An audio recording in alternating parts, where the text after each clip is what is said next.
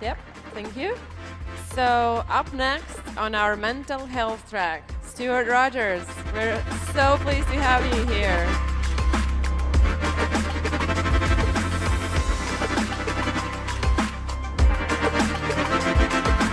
A round of applause, please. Let's give some energy. There you go. Morning. You have that mic, so you don't need this one. I don't need this one. Yeah, That's but right. you use the green button. Thank you so much. See you afterwards. Good morning, everybody. It is wonderful, wonderful, wonderful to be here again at TechChill. Definitely one of my favorite events of the whole year. Thank you all for being here. Incredible to see so many of you. We're going to talk about something very, very serious this morning. So usually when you have a speaker, speakers normally want the room as full as possible, talk to as many people as possible. But I'm going to talk about some things that are a little bit difficult.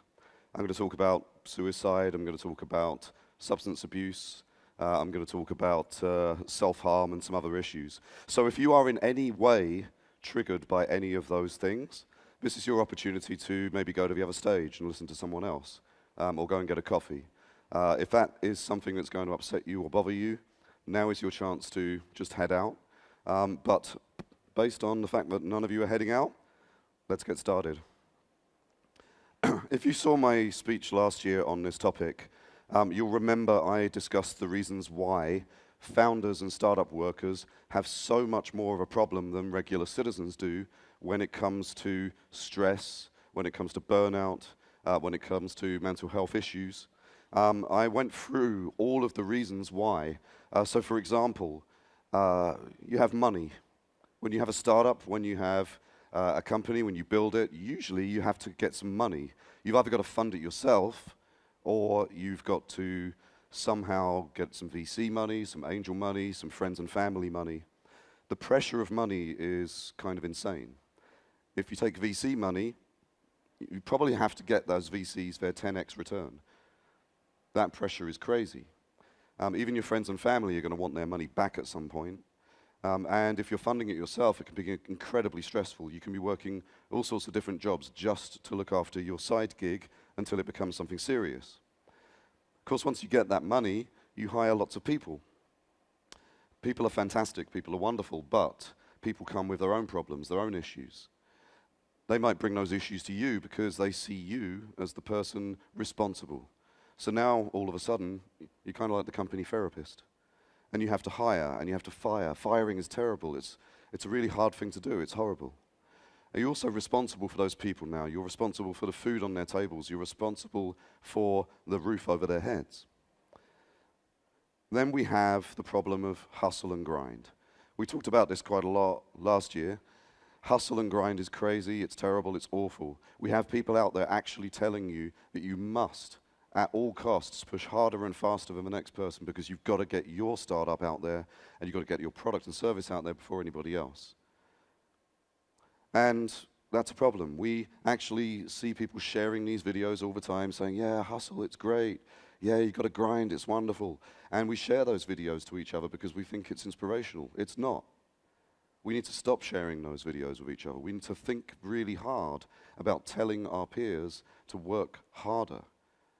We have to think hard about telling ourselves to work harder.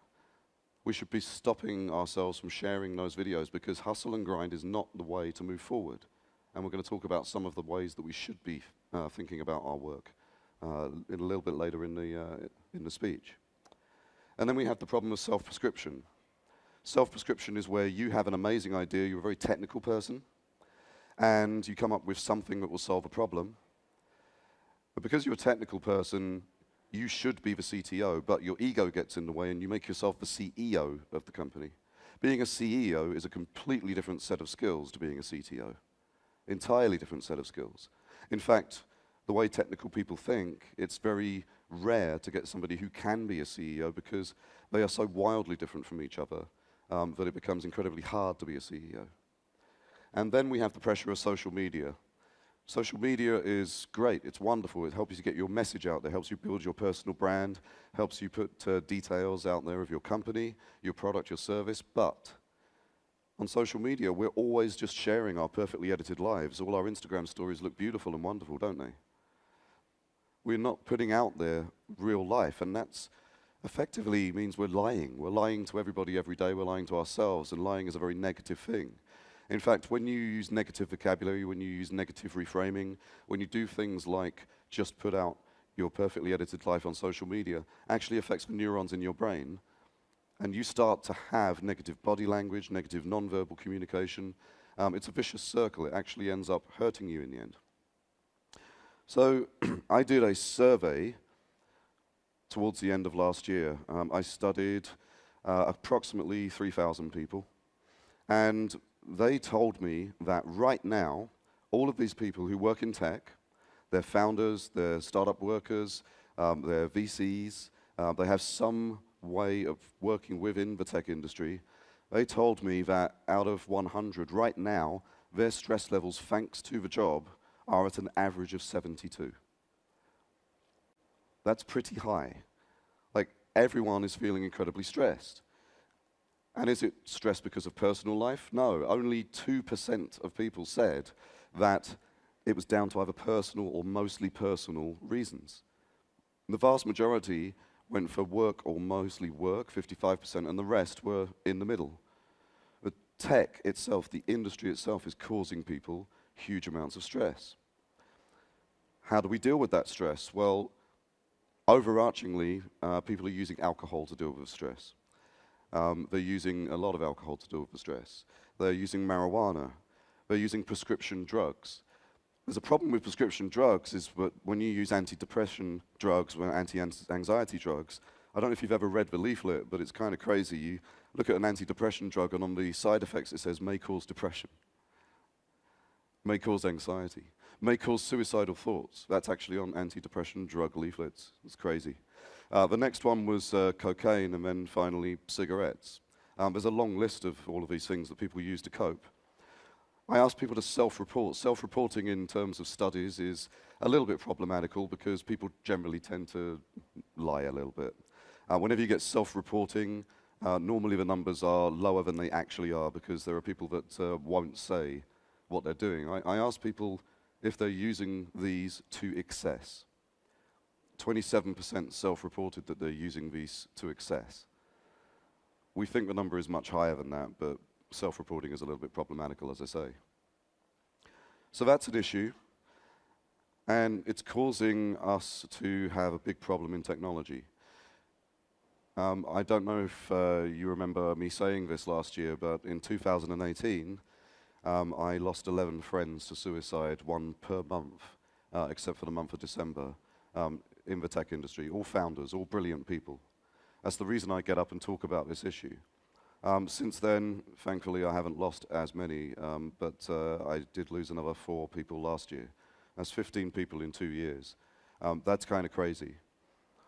And when we looked at things like, have you ever had a suicidal thought thanks to the tech industry, and we asked that question, we found that even though the global average in terms of suicide rate is about 9%, in tech, for the respondents of my survey, it was closer to 20%. So we have 2 times as many suicidal thoughts if we're in tech than regular people. We have 3 times as much propensity for substance abuse than regular people. This may be a causality thing, but it might be that you actually have to be bipolar to be a founder, but we are 10 times more likely to be bipolar and have other mental health issues than regular people because of all these stresses and strains and everything that comes with the excessive use of those very, very bad coping mechanisms. And when I checked with these people whether they've lost friends to the tech industry, if they've lost people to suicide, 16% of the respondents had known somebody who had committed suicide thanks to technology. In fact, the 16%, they average 3 friends each. That's a lot of people. I mean, I studied close to 3,000 people, scaled that up to the entire tech universe, and you can see the scale of the problem that we have. Then I discovered something really interesting last year. I was doing lots of research on what else could be causing this much of a problem. It can't just be money, the people, and that kind of thing. And I found something quite remarkable. There's a lot of research on this over the last several decades, and it's kind of been hidden away and we don't talk about it.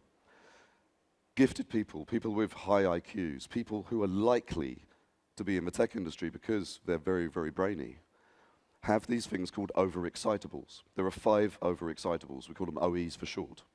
Each of these overexcitables can be used for good. For example, people with high IQs are very, very good at networking. They're very good at connecting.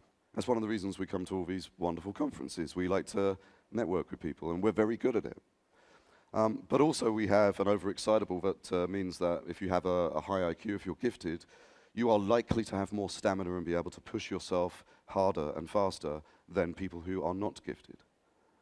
That usually gets pathologized as ADHD. So if you have ADHD, there's a likelihood that if you're a very gifted individual, you may actually not have ADHD. It may just be the overexcitable that allows you to do things faster and harder than other people do. And the treatment for ADHD is very different to the way that you would manage your life if you knew that actually it was an overexcitable and not ADHD at all. In fact, ADHD drugs, of course, come with a huge amount of side effects. And so you may not have ADHD. You might just be brainy. You might just be gifted. Senses.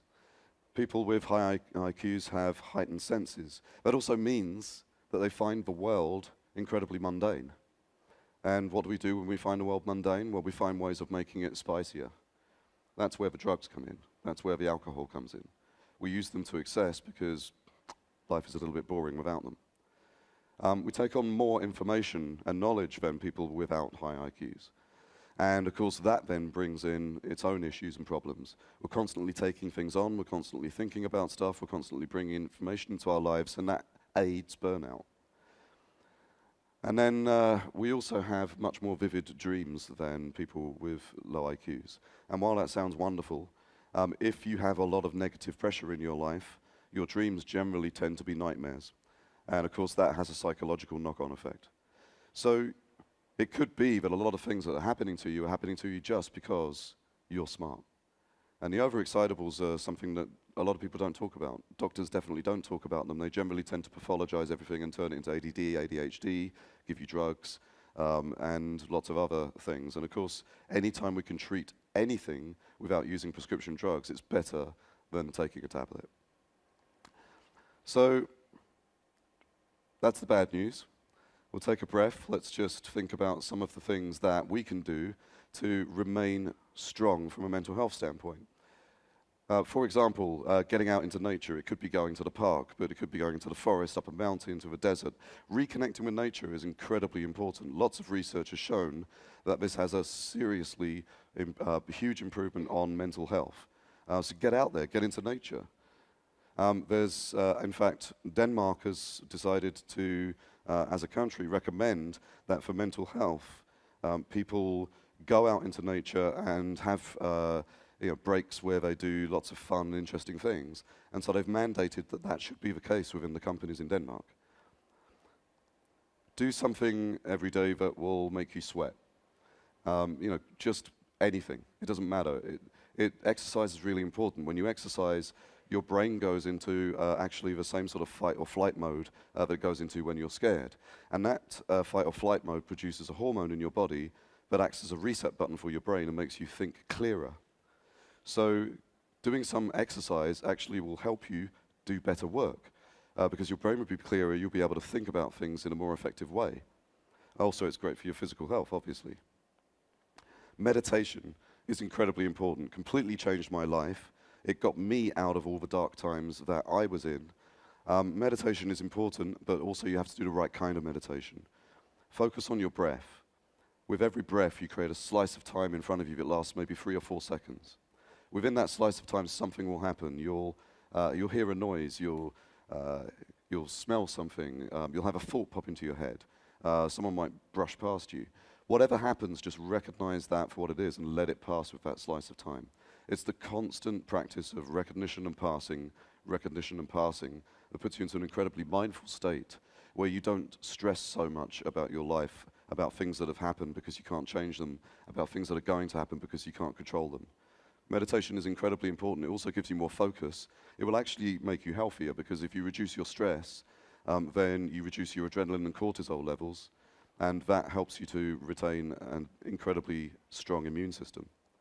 And play, be a child, get out there, have fun, do childish things. Don't be an adult all the time. It's super important just to go out there and have a lot of fun. Really helps with your mental health and with your mental states. And also, let's talk to each other more. Like when you say to somebody, how are you? How many times do they just say, hey, I'm fine? Why not reply with, that's the kind of answer you'd give a stranger, but I'm your friend, how are you really? And then have 2 ears and 1 mouth and use them in that proportion. Listen to people. Listen to their issues and problems. Maybe get them the help they need. Maybe listen to them and then recommend a therapist to them. We recommend personal trainers to each other for our physical health, and we're really positive about them. Why is it when we get a therapist, people say, why? What's wrong with you? Let's treat therapists the same way as physical trainers. Let's recommend them to people. Let's get them for ourselves. Let's get them for our companies. Let's have somebody come in for a couple of days every month. Because we're in this together. We've got to get through this whole tech journey together. We need to have strong mental health. It's incredibly important.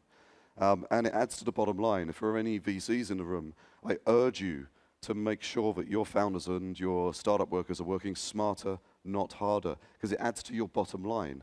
Because nothing will kill your investment faster than if the founder kills themselves. Because you're all here, which is a beautiful, wonderful thing. We want you to stay here. We want you to stay healthy and strong, not just physically and mentally. So do all of those things. Use all those coping mechanisms. Make sure that you're staying on the right side of the tracks.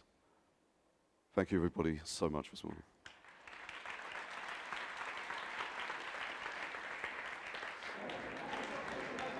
Thank you, sir. Don't leave the stage. We have some questions, Okay. I'm sure. Questions. Right? Questions from the audience. I see a hand already. And others, please think of more questions. Yes, I'll come to you as well.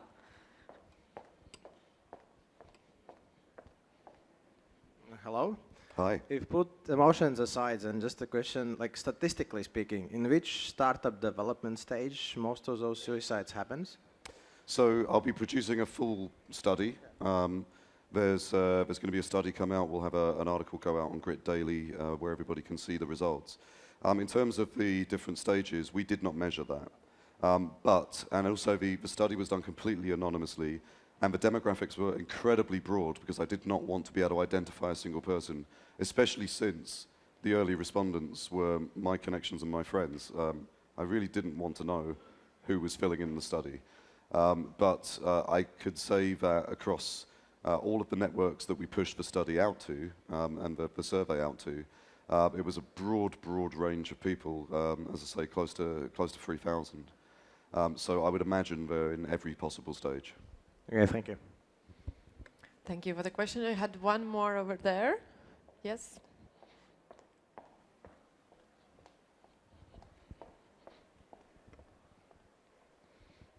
Grind and hustle sometimes is needed. There is a goal you're chasing for, but you can burn out on the way. And sometimes you don't see that you're burning. Do you have any advice in sense, like how do you catch yourself that you're going too hard? Yeah, it's like hustle and grind. Sure, like working hard towards your goal is important. Working so hard towards your goal that you're working 14 hours a day, 7 days a week is unnecessary, because I guarantee you that once you get to the afternoon and evening session every single day, you're going to be working so slowly with such inaccuracy, with no creativity, because you haven't taken breaks, you haven't been out, and you haven't played, and you haven't broken up your workday, but you just keep pushing and pushing and pushing, and your brain is now muddy. You have to, go and get some sleep and wake up and do it again. Have you noticed that like your best work is usually in the morning? Even if you're not a morning person, it's more accurate, it's more creative, more inspired, because as you keep on hustling and grinding through the day, it just gets harder and harder and harder. Back in my old life, I used to work so hard and sit in front of the screen for so long that sometimes I would get up from the screen and it would be really hard to look at the world because it looked two-dimensional because I've been staring at a screen for so long. I don't think the answer is to catch yourself. I think the answer is to change the way you work. Hustle and grind is bad. Focus and passion are good. Why not do what I do? I work approximately 3 to 4 hours a day. I'm currently running 6 startups at the same time. No joke. And yet, I'm working 3 to 4 hours a day. And I wake up, I meditate, I have a good breakfast, and then I play, and then I work, and then I play, and then I work, and then I play, and then I work. It's a better way of working. Every single one of my work sessions is incredibly, creative and inspired. It's always accurate work. I don't have to redo it. So I don't think it's a case of catching yourself. I think it's a case of changing the way we work. I'm not expecting everyone to optimize their lives down to 4 hours a day, although eventually next year I'll bring a book out on how we do that. But you can work less and focus more and put your passion in the right places. I think that's a better answer than to catch yourself burning out, which is an incredibly difficult thing to do. If I may add, from my experience, I would suggest that you create a routine for yourself that is a healthy routine. So you have several times a week that you exercise, you have something that you do daily. I meditate every morning, so you can spare those 10 minutes for yourself every morning. Yep. And if you make a routine, you can get into this habit, and burning out will become harder, which is the good thing. Do we have any more questions? Okay, these two last questions we'll take, and then we'll have to go for the next speaker. Oh, it is on. Try once more. Hello. Yes. Yep. Hi. Thanks for the talk. Any particular schools of meditation you can recommend? And the second question, on average, how long you actually spend meditating, and is it just once a day or multiple times a day? So the process of meditation I described, the focusing on your breath, and then recognizing any stimulus that happens and letting it pass. That, for me, and for all the people that I know that use this similar technique, is the one that will get you to mindfulness faster than any other type.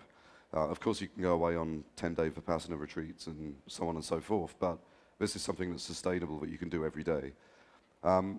If you don't know how to meditate, and if you haven't got into it, and if there's nobody available to teach you, I personally recommend downloading Calm, C-A-L-M, Calm. Calm has the closest narrative when it comes to helping you with guided meditations that will get you to that mindful state. Each day for Calm is about 10 to 12 minutes long. I personally don't know how long I meditate for anymore because it's kind of counterproductive to measure it. I just meditate until I don't need to meditate anymore.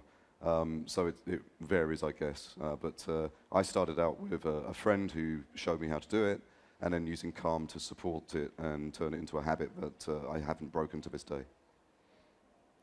I can also recommend Headspace to start off, and waking up, but they have also a sleeping. I used for a long time when I had trouble sleeping, I used the sleep meditation. That works really well. All right, we have a last question here. Yes, so, hi, thank you. I also saw your last year presentation. I really liked it. And I know you went around the world with that particular presentation. What I wanted to ask is that other than, I guess you have a longer beard than last year, what has changed for you personally doing it? Thank you. So the question is how am I doing? Yeah, thanks to that 1 year. Yeah, it's been an interesting year. Last year, yeah, you're right. I took this all over the world. For those that don't know, I'm a nomad. Everything I own is in one backpack, and I move from country to country every 5 days on average. I'm speaking at between 1 and 3 conferences for usually over 40 weeks a year, and it's a lot. It's a lot to take this out there and put it out there. And of course, when I'm talking about my friends that I've lost, it emotionally for me is difficult. But it's very important. And as I've seen that we take this message out to people around the world, one of the most remarkable things is that when I used to talk about artificial intelligence, augmented reality, blockchain, and these other things, I honestly think that it was great for me because I could stand up on stage and show everybody how intelligent I am, or maybe not. But it wasn't actually affecting anybody's lives. Ever since I've been doing this speech, every single time at the end, I get dozens of people come up to me, sometimes immediately, sometimes it takes them a while, but they approach me online and in person to tell me that this will help them, to tell me that thank you for speaking about this, because we don't talk about this subject a lot. There are very few people who talk about this openly.